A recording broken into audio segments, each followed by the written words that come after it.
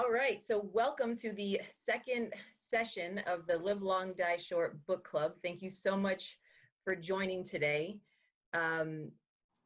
Last week we talked a little bit about the term successful aging and how that is really just normal aging. There's not unsuccessful aging, but also how that means just living and being at the highest level of function by continuing to be engaged in everything, whatever's important to you. So we talked a lot about meaning and purpose and also social connections. And she hasn't joined us today, but last week we started a conversation about taking small steps, on what's important to you and using Kaizen, really small steps to achieve a goal. And so I thought we'd start today with, because this is a book club, it's about conversation and talking with each other, that if we could just all share, and if you don't want to share, you don't have to, but just share a meaningful or purposeful moment that you had within the last week that really was important to you. And, it could be about a conversation you had, a walk in nature, a small step you took toward a goal, or something new you tried. So as you're thinking of that, I will share mine. And I guess I should start by introducing myself too. I'm Kai. I'm a partnership specialist at Masterpiece Living. And my moment was my husband and I sat outside in our backyard and just had a conversation of how we were feeling and what was going on. And we have a 6-year-old daughter, and usually our conversations are, did you do this? Did we get this done? Is everything okay? Who's cooking dinner? What's going on? So it was just a meaningful moment to me because we just talked and we didn't just sit down in front of the TV and watch a show. So do I have a volunteer that wants to go next? Thanks, Danielle. Volunteer. So I think all of us are lifelong learners here, and I'm actually back taking some night classes. And so I had a friend of mine who's a volunteered to be coached weekly by me on some of her career stuff. And we had a moment because we're also like best friends. So she was, some of the things she was talking about, I was like, yeah, I have those same insecurities. I've had these same things come up. And I think it was just a moment of realizing our vulnerability and how we share some of the same insecurities. And somehow it helped her and myself. Even though I was the coach, I ended up leaving there saying, hey, I got a lot out of that too. So that was a really meaningful connection for me. Great. Thanks, Danielle. The rest of you just have boring lives, especially these days, right? I'll speak up, even though you can't see me. This is Chrissy from Baconic Landing. I think what I've been embracing, I could say more than anything, is really coming together more so than we are here at Baconic Landing as a team to really support each other. Talking to some people, and this doesn't mean in a bad way, but like off the ledge where the littlest thing blows up to be this, they have no more patience, they just can't do this anymore. And really taking that moment to just, okay, take a breath, let's step back, we're all in this together, it's gonna be okay. Think about what's upsetting you. Does it really make a difference? And that has been rewarding for me because it makes me take that moment, and rewarding for the other individual. I think that's, just being human again. And we're not rushing through life like we always, like you said, Kai, we're just stepping back a little bit.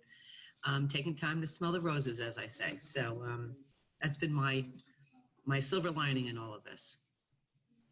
Thanks, Chrissy.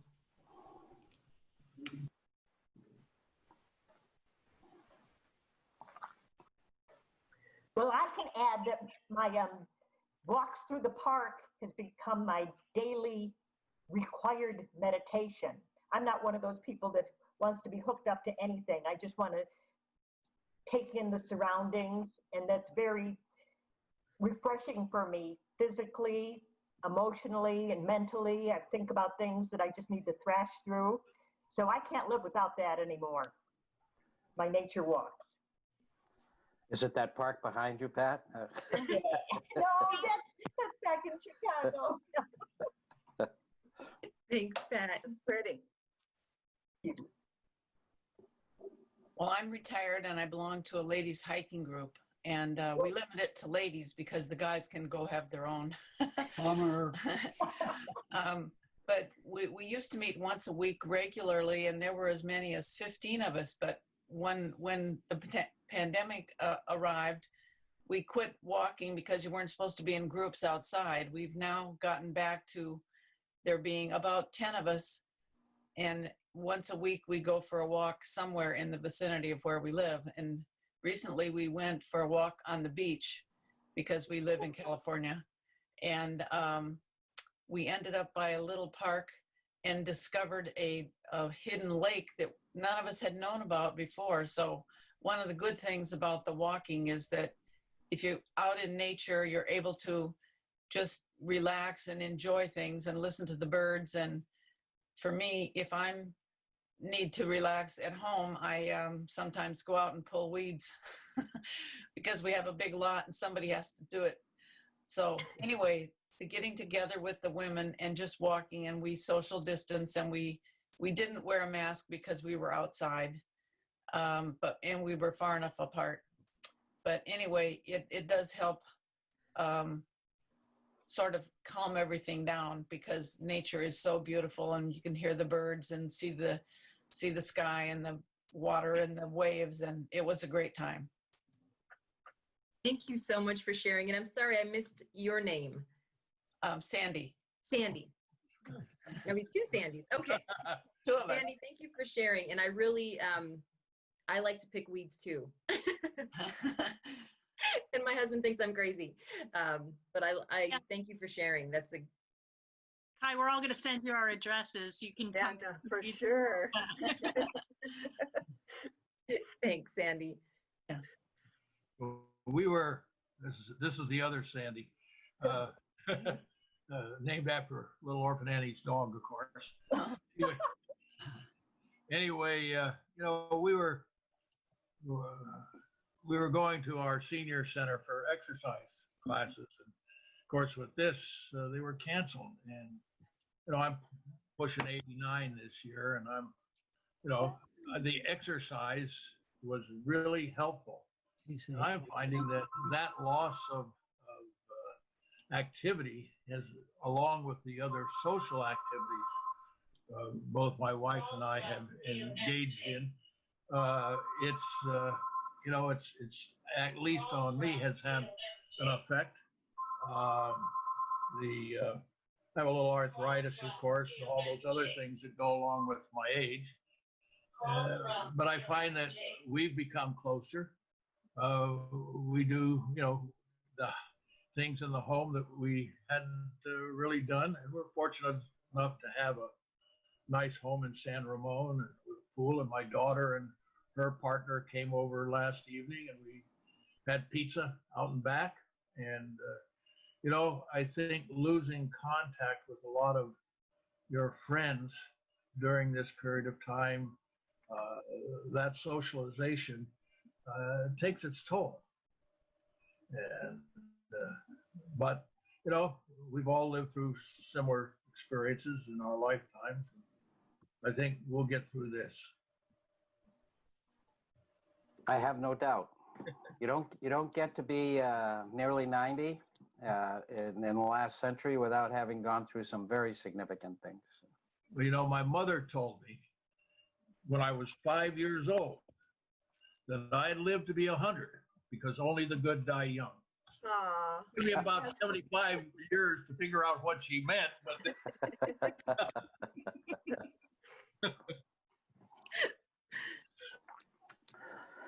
This is kind of a metaphor, but Eric Toller is an author. He wrote The Power of Now, and in it he talks about how literally noise, you know, the sounds only mean something because there's silence in between. Otherwise, it would be a cacophony, or you know, it really couldn't exist, you know. And it's a metaphor. I think our society, particularly you guys out in California, I mean, you go at a frenetic pace all the time, you know, and I think that this has given us an opportunity to focus on the silence, the slower, in a metaphor, the slower times between the fast times, and to look at them with a new perspective. Some are valuable. We're finding out some are not so valuable. Some we were just doing needlessly and without really thinking about them. It was just our way of life. And so this is all given, again, my team has heard me. I think this is a tremendous opportunity to have a mass shared experience, which is our human condition, and to be able to step back for a minute and say, you know, what's valuable and where do I spend my time? And I should match those things up, what I value and how I spend my time. Of course, you know, you value food and you got to work, and for some of us, you know, but it still is it's an excellent opportunity in my mind.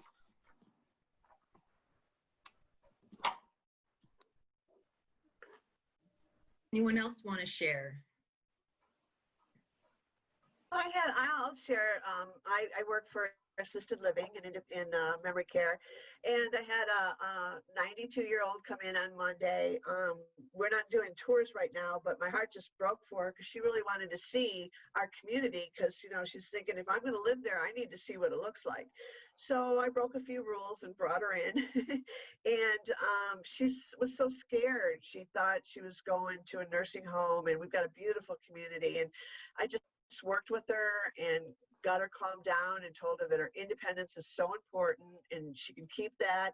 All she needs to do here is to be safe, to live alone. I don't think anybody should live alone. I worry about my 35-year-old son every day because he lives alone, you know.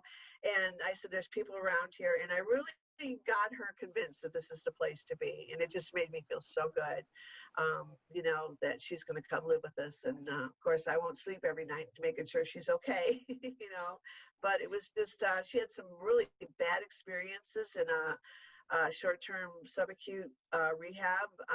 It was just awful, some of the stories she was telling me, and she was scared. And I thought, to be at that age and to be scared is just breaks my heart, you know. Yeah. Well, I'm glad she's looking. When this is over, senior living is going to have a black eye because of the data. And certainly there's lots of senior living, and we all know that some are good, some are not so good.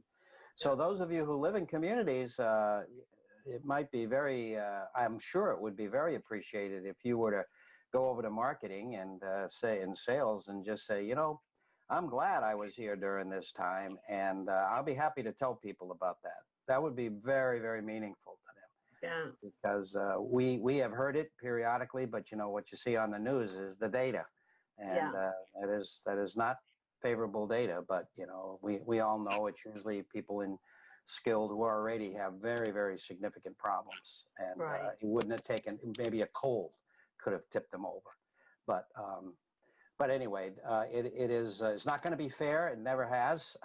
Everyone says, well, maybe even when you were thinking of moving in, I'm not ready yet to move into a nursing home.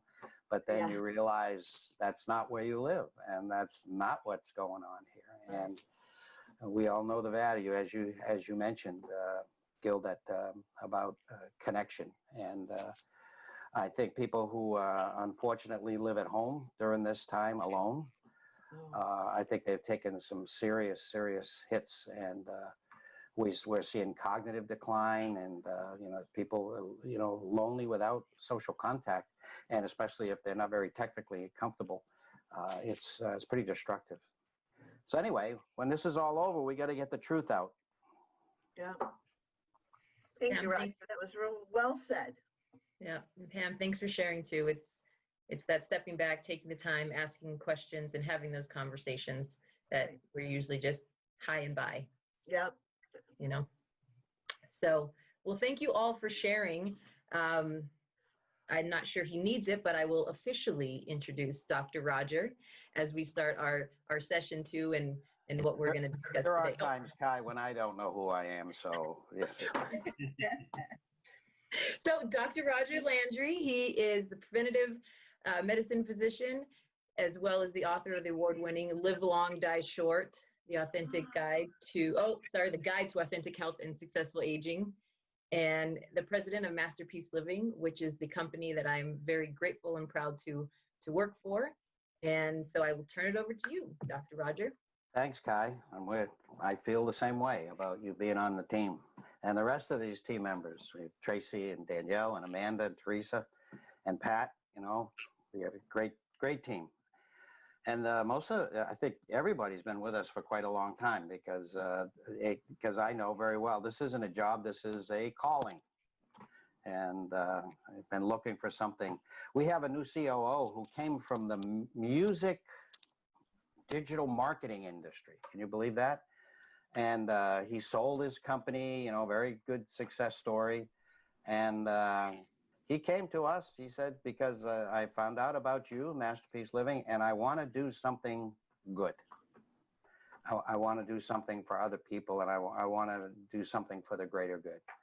And we have a new marketing person who said the same thing, had much more lucrative, jobs, but they just didn't have a sense of purpose that we all talk about, a sense of doing something for others, which we all talk about. So our team is representative, luckily, because we don't want to be hypocritical of what we espouse, what we try to bring to others, and I think we see it in the lives of our team. So thank you, team, for making us all authentic. So today is the middle part of the book, the second part, and that's about the 10 tips. Perhaps I know the team certainly has. Perhaps you've heard me speak about the 10 tips before, and I always enjoy doing it. And we're not going to talk about 10, but we thought, you know, I never felt 10 was comprehensive, but I wasn't going to go 11 because, you know, Letterman wouldn't let me. It was always the top 10, right? You know, so.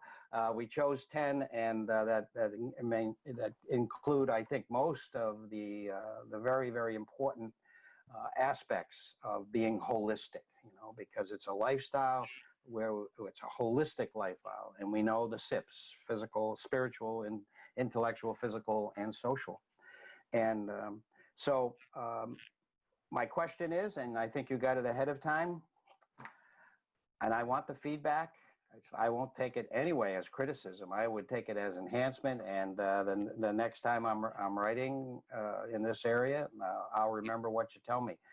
What would be number 11 in your mind?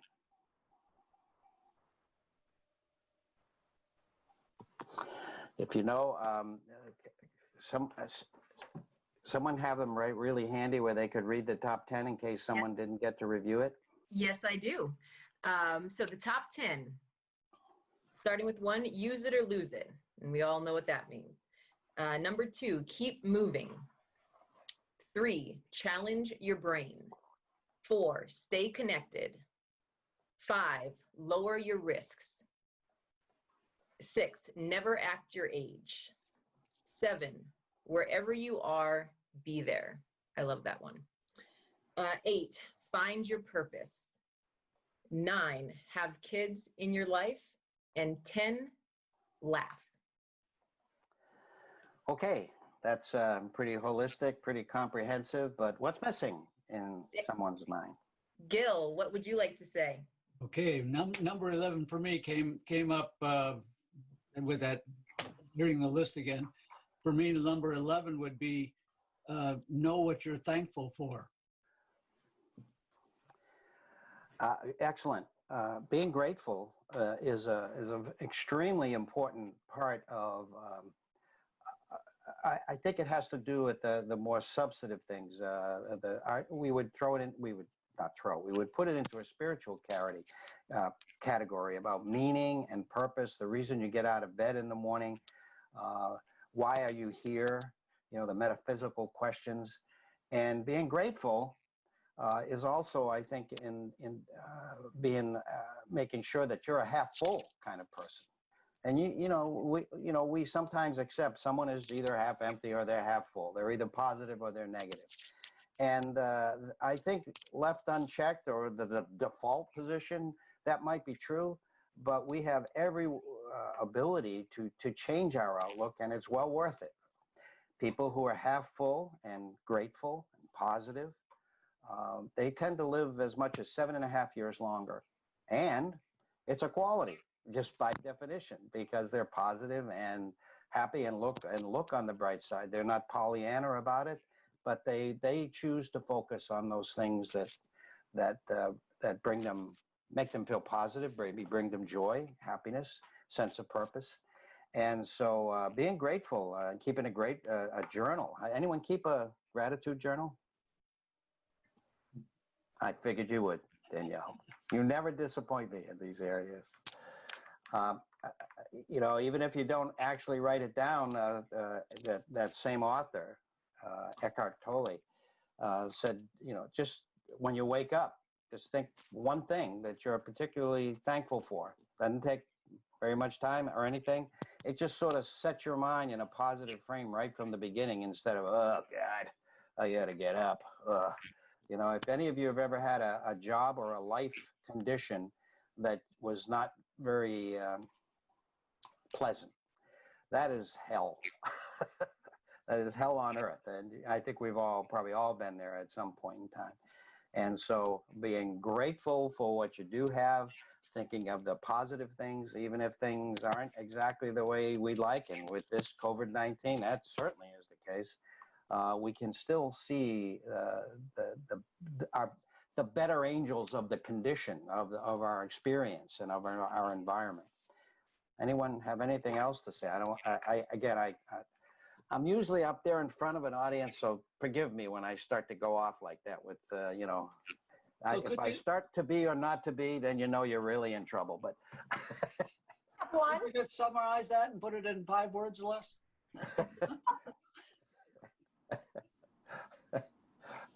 I want to say be supportive, because you can be supportive to your family or your community, and that also launches you into volunteerism.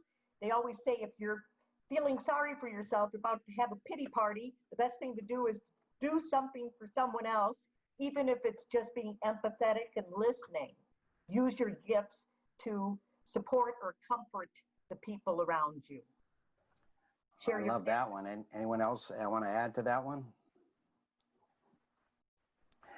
I think that has to do, you know, we forget in our world today, because when the Industrial Revolution came, we all moved into cities. We all became kind of dog eat dog. I mean, we still depended on each other, you know, in small little ghettos, or just your family, or if you had anyone. But if you didn't, it was kind of very difficult. But that's the way we lived, you know, we were in tribes, in groups, and it was all about the greater good, whatever was best for the tribe. And that's who we really are in our DNA. So when we help others, sometimes it seems almost counterintuitive. So there may even be people in your surroundings that calls you a sucker, you know, why are you doing that or something? But you know how we feel when we do that. I mean, I don't, if anyone really wants to admit it, and most do, that brings a tremendous sense of satisfaction if you help another. And that just is that's going with our grain, so to speak, as humans. And we are all in this together. We've heard those words during this COVID-19, and that's another reason I think that this particular time is such an opportunity for us, because we have not had a shared experience like this. 9/11 was a bit like it, but you know, it only affected others, and we were just emotionally responding. This affects all of us. And not probably since the pandemic, probably the polio pandemic maybe in the 50s, early 50s, but before that, the one that we all hear about, that 1918 and things. But a shared experience. World War II, of course, was pretty much a shared experience by everybody, as was the Depression, but it didn't hit everyone as hard. So this ability to share things with others and to help others, it's all part of the social component, and it's absolutely critical to us being healthy, aging well, happy, you know, making life worth living. Thanks, Pat. I think you're absolutely correct. One of the greatest things that I've had in the past, I guess 20 years or close to it, has been a trustee of a scholarship foundation. And we work with, you know, I can't tell you, I went to college, I graduated in 1953. It's a hell of a lot different today than it is back then. But our foundation is based on helping families with financial need, regardless of race, color, religion, and all the rest. And the schools nominate them, the high schools nominate. So the only thing we do is after they've nominated them, select them. And probably it's the hardest job we've had. I mean, they're all qualified. Now, who are you going to pick out of all qualified, But it's given me a sense of, I got to be there. I've got to do it. And I enjoy doing it. I enjoy, acting as what we call advisor.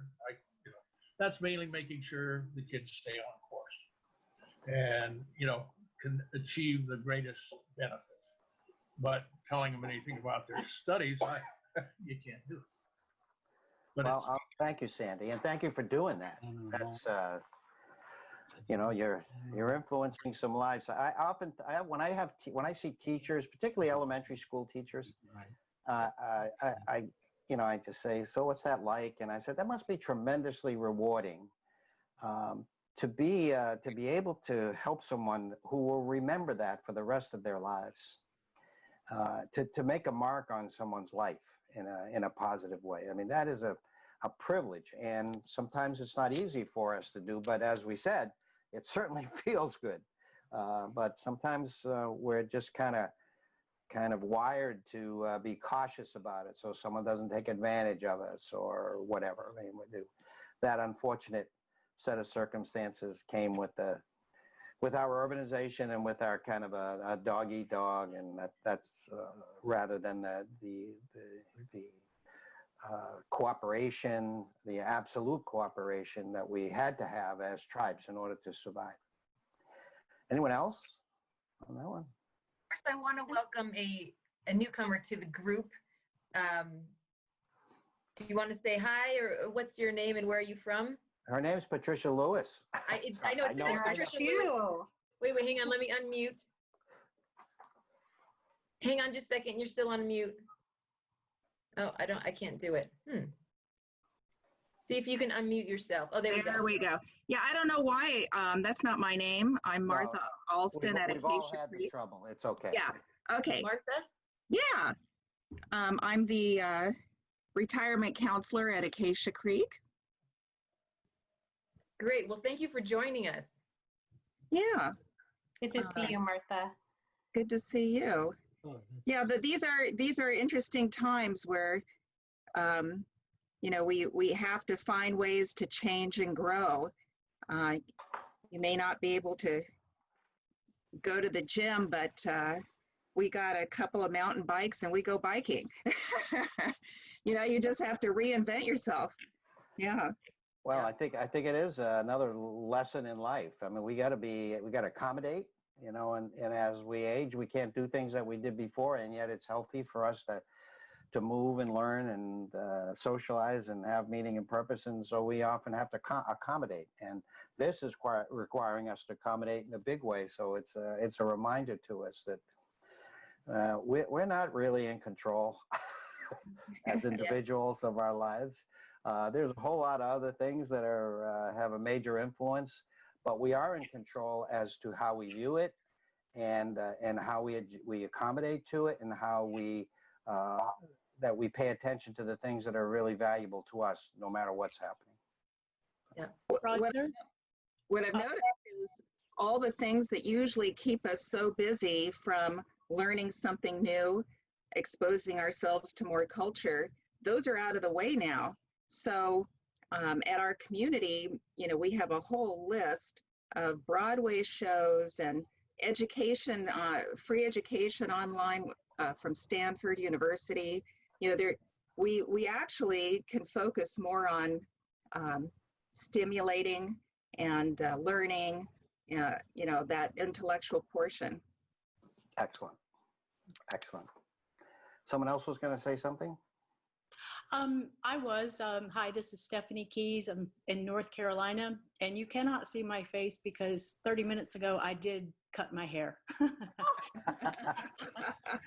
put a bowl on your head, did you? And yeah, well, I wanted to just comment on the idea of supporting others, and that has is working really well with me in unexpected ways via Zoom meetings. I belong to 2 singing groups, and that is like the most important thing for me. And we cannot be together right now. We cannot sing together. So we are continuing so-called rehearsals via Zoom, and they really have turned out to be more support groups than anything. And there have been numerous occasions that I have just not felt like it. I just didn't want to do it, but I kind of drag myself and and I can see that we're kind of all in the same boat, and we lift each other up as the meeting goes on. So I think my point is the idea of honoring commitment when it involves other people can really be helpful to everybody involved. Well said. Well said. I'm not much of a, I mean, I do work out regularly, but not heroically. But the best I ever was when I was in Washington, D.C., and I would have arrangements every day to meet someone at 6:30 in the gym in the city. And that got me going many times because of that sense of commitment. So that's what my personal experience would validate what yours is. So thanks for sharing that. Yeah, and then what Sandy said about, you know, the women's walking group, you know, getting out in nature and, you know, having that time with others and being out there in nature and listening to the birds. I completely agree. We've been hearing a lot of that, Kai, haven't we? The how nature has suddenly become more in our sight. More, we see its value, we feel its value, we're drawn to it in a much more enthusiastic way than perhaps we were before. Well, because I think it was diversions. Yeah. Anyone feeling that? Oh, yeah. So I've been doing some new reading, and I went to earthing.com. There was a documentary film last year that was the winner called Earthing. And I got the book and watched the movie, and we are a product of our planet. The planet is a negatively charged ions. It's like a battery for us. But in the modern world, we wear rubber shoes, we live in high-rise buildings, and we're away from our power source. And all the gadgets that we've made today are positively charged ions, and they drain our energy. They suck life out of us. And so my husband and I, we're getting acquainted with the property, the condo complex that we live in, and we're out there sitting on the grass, hugging the tree, and you know, you can feel it. You know, your body's like hot with radiation, and you sit on the grass or you sit on the beach. We have a little inlet of the bay with a bike trail, so you can, you know, sit along the shore. There are very few beaches that are open right now in California, but you can feel you're calming and cooling. So that's what we're experiencing. Well, that's called energy medicine, and I used to think it was a little woo-woo, you know, because I certainly didn't hear anything about that in medical school. But I live in a great place in Cape Cod, and the Woods Hole Oceanographic Institute is all there. I mean, there's a lot of academia in Boston. And I heard a Nobel Prize laureate talk about energy medicine, and it absolutely made sense. We, in our metabolism in our lives, create positive ions, which are associated with aging us, association with being sick. And you're right. You know me, with hunter-gatherers and everything, for 99% of the time we've been on Earth, we were basically attached to the Earth. There wasn't anything between us and the Earth. We were laying on it, walking on it with bare feet or with, you know, minimum blockage. And so it is a source of negative ions. So you know, I still don't totally understand it, but I am very open to it now, and I think it has real possibilities. And I have been known to go out in the backyard and just walk barefoot, which I don't do very often. And I think swimming in the ocean in particular is a very, very, you know, that is always feeling good. But when I do that on a regular basis, I feel so healthy, and so why not? Anyone on energy medicine? Well, I grew up in Hawaii, so we were always barefoot. I would always forget my slippers, which are flip-flops. We call them slippers. But I always forget them at school. So almost all the time we're barefoot. And so it's funny now in Colorado, my husband, it's like, why are you always barefoot in the backyard? And I tell my daughter to go barefoot. And he's like, well, what if her foot gets cut? I'm like, it's worth the risk. Just go. So yes, I completely agree. And I think I did it just growing up because that was part of the culture. But now, because of the energy. I go to Sedona regularly, and they have vortexes. Those of you who've been there, and those are essentially direct links to the Earth, to the center of the Earth, and magnificent things happen. Some are woo-woo, but who knows? But well, unless someone has something to add as far as the 10, but we'll stay right there if that's where you want. Otherwise, we would go on and maybe pick one like we did, Never Act Your Age, and get people's reaction to that one. Well, I think good choice. Danielle has one more, and then also Chrissy chatted in resilience for number 11. Oh yes, okay, resilience. I believe that the first 10, one of the outcomes is resilience. I think that resilience is the ability to bounce back when we are, and the physics of it is you dent something and it regains its form. For us humans, it's that we take a hit, emotional, psychological, physical disease hit, and we are able to bounce back, even if not as high as we were before, but it doesn't start us down a totally negative decline only type of path. And that's resilience. And we all know we need it because, life is life. There are things come out of the blue suddenly, or they come with age where we should have expected some of them, but they're still a surprise. And it's the ability, as we were saying, to accommodate. And I think to do that, you need to be strong physically, emotionally, psychologically, have a social support system, to have a purpose in life. I mean, you're not going to want to get out of bed if bad things are happening unless you have a purpose and meaning that gets you. And that brings the desire to get through this dark period. If you don't have that desire, you let it beat you up. And I have seen many people die when they give up the will to live. It doesn't take long. We see it frequently. A spouse will join after their spouse passes. The surviving spouse will be gone within a year, or sometimes even less. And it basically is giving up the will to live. So I love it. Resilience. And what was the other one? Danielle.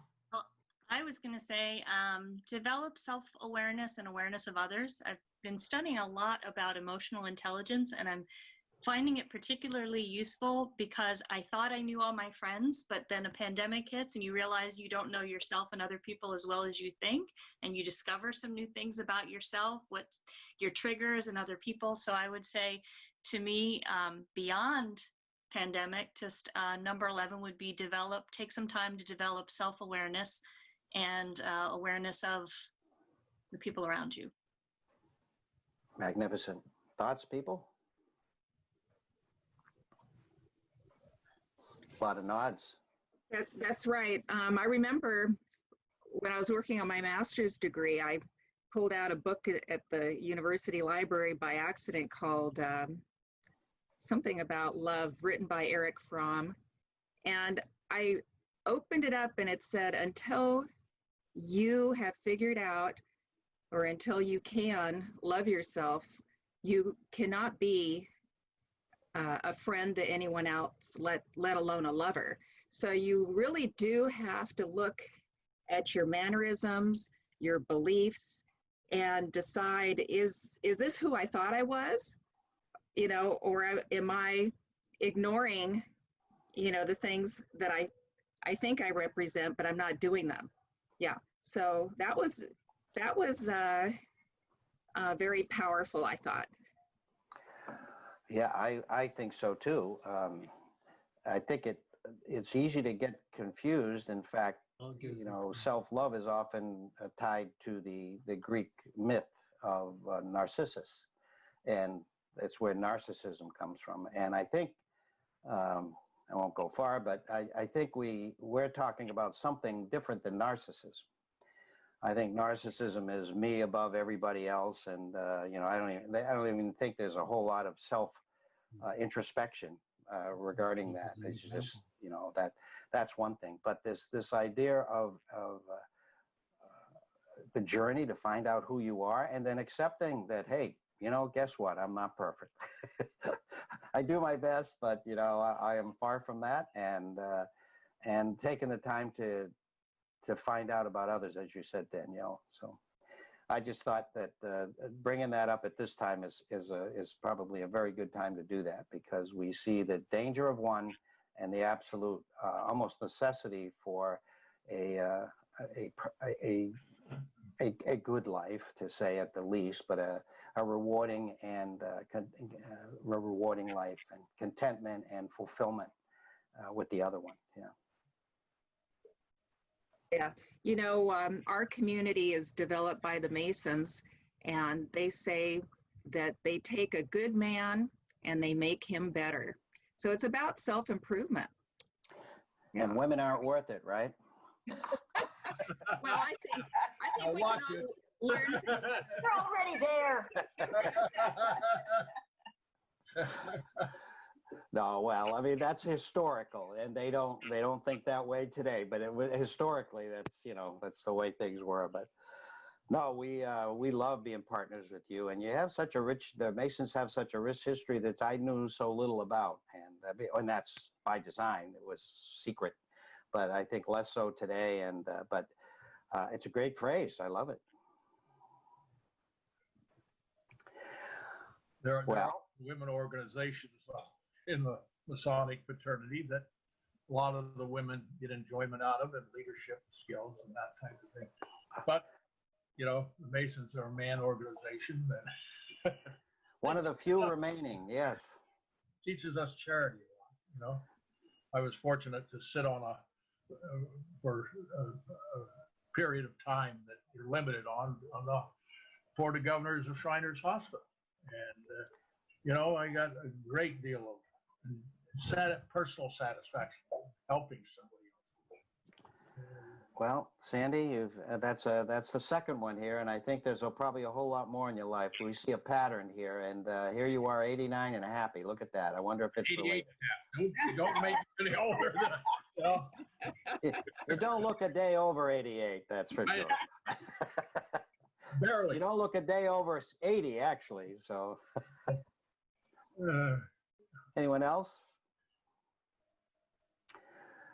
Is there another topic we'd like to consider, or the one we sent out there, a little reflection on never act your age? You know what I do is my passwords are like young again, live again. Everything I do, I try to create youth, and I think it helps. I think subconsciously these things sink in. I agree, and there's like narcissism and self, love. There's dangers here too, because we are a society that tends to worship youth, and the downside of that is that we marginalize and disparage elders. In general, that's been our pattern over the last 2 to 3 centuries. But when someone asked me, and this was someone from a previous one, I don't know if it was any of you, said, what does successful aging look like in a community? The metaphor the analogy we usually like to use is that, and I mentioned it, of a university. And a university is, that's all kind of youth-oriented chronologically, but also youth-oriented in the whole idea of growth in all aspects of life: physical, mental, social, spiritual. And so it's like being at a university where you're there to grow. And so I think that an attitude of youth that is associated with those characteristics of, excitement, growth, sort of embracing new things, learning new things, and making new friends, expanding your social circle, expanding your sense of competence and what you can do. And as we've been talking about before, ultimately getting to a point where you're there to help others. That's not always associated with youth, but they value it when they give it a shot, So anyway, I just say that in a sense of sometimes it's just to make sure that we recognize the difference, because plastic surgeons, they make great livings because of the confusion here. I was told they can do nothing with it. We have a hand up there, Gil. So I have a question for you, Roger. What if your brain is in your mindset is sort of along with you? You want to stay young and all that, and do all the things you've mentioned, but your body won't let you do it. Well, I open that question to everybody, and I'll just very quickly, and then get out of the way, just talk about what we've been talking about as accommodation. I think we have to be real. We can't be Pollyanna about things that we do have. We have joints that are, 80, 90 years old, and we can replace them, but that's a sense of that in much way an accommodation. I think you've heard the story about me, and I was circling the drain because I had a bad ankle and no one could fix that until I found someone who could, and which made all the difference. So that was in a sense an accommodation so that I could continue to move. But I can't jump and I can't run, and but I can hike and I can walk and I can bike and I can do all the things I want to do. So I think it's an acceptance. I think to get angry or feel like a martyr about it is dangerous. To do the best you can to be able to do the most you can, to seek all the new technology, all the new knowledge, to get to a point where you can be the best you can be with this hit, and then to do that, and then just keep doing that until you don't have a pulse anymore. Anyone else? Well, at our community in Fresno, we won an award one time, and we had a keynote speaker come, and her name is Christina Rapati. She has her own website. She was a police officer focusing on gangs in Los Angeles, and she's not a big person, and she would just work out so hard. And one day in the gym, somebody said, "Why are you working at, what are you training for?" And she said, "Life. I'm training for life." Because I want to be strong and need to be strong. So she was going to arrest someone who shot her, and she had her vest on, but the bullet went in her, your armpit area, and it paralyzed her. And in fact, her heart stopped beating multiple times.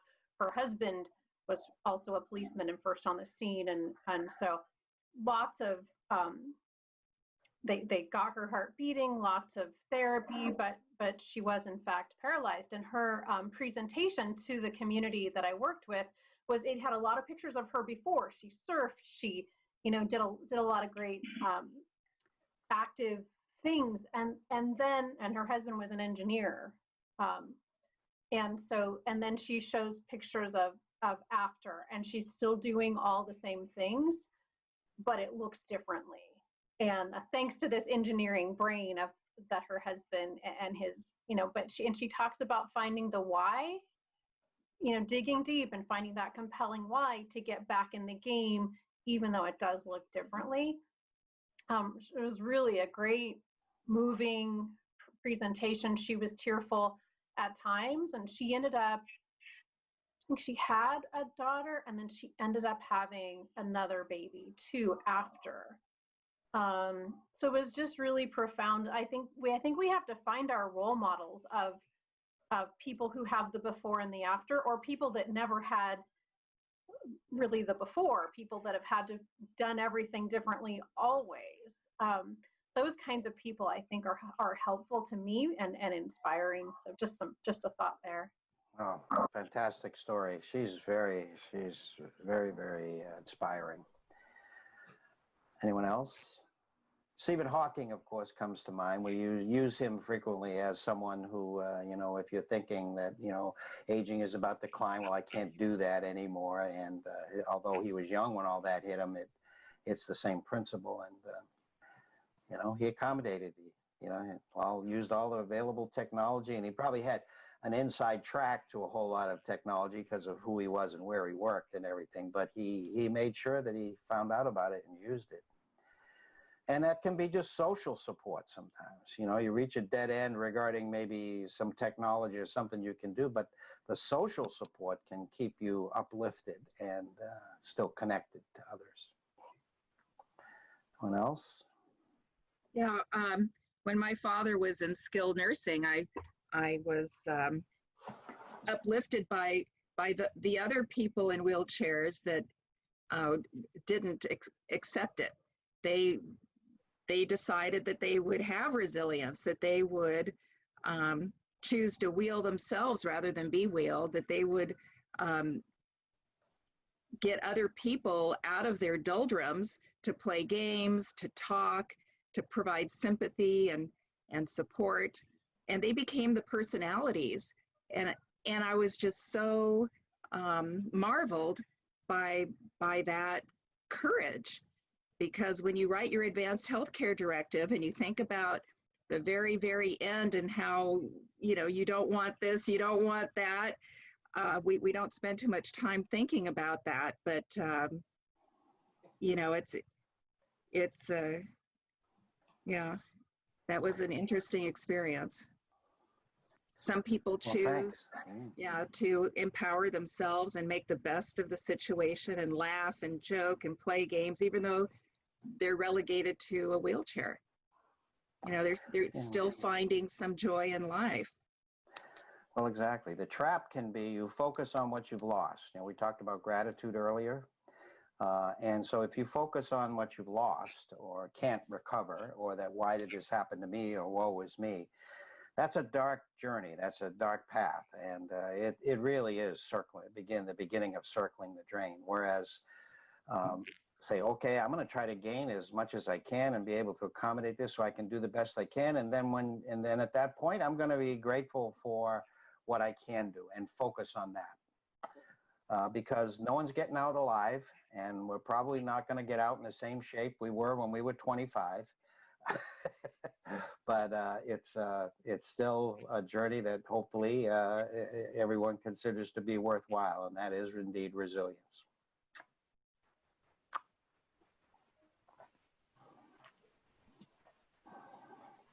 Okay, guess at least I'm talked out, and I'm not talked out. I'm never talked out, but everyone else. But they're that would be a first. Time, Kai. Well, yeah, we have about 3 minutes, and I was just going to add, you know, you talked about the university, and of course, not acting your age, but I think it's all about continuing to be a beginner. And I'm sure you've said that before, you know, and I think we think of that as when you went to a university or try new things when you're young. And that just stuck with me, to continue to be a beginner. Excellent. When we're young, we want to win the gold medal when we begin something, and that stops us later on. We don't have to win a gold medal anymore. This isn't junior high. You don't need to be able to brag about it, but you know, to be a beginner is to keep that brain and neuroplasticity just singing, and you know, giving you a reason to get out of bed and to have that resilience. Thank you, Kai. It was right on. Any last thoughts? I want to personally thank you all for joining, and we have another one next week, right? Yep, same time. I hope you all join. Yes, thank you so much for the participation and just the expertise and the comments, just wonderful. Thank you. And to the extent that, to the extent we offer something, particularly in these particular times, you know, if we have a call to continue, we can do that, can't we, team? Absolutely. We don't even have to have anything to do with this. We can just sort of support each other, so to speak. Well, David say, you know, live fast, die young, and have a good-looking corpse. So if you got to have a good-looking corpse, 1 out of 3 ain't bad. Huh?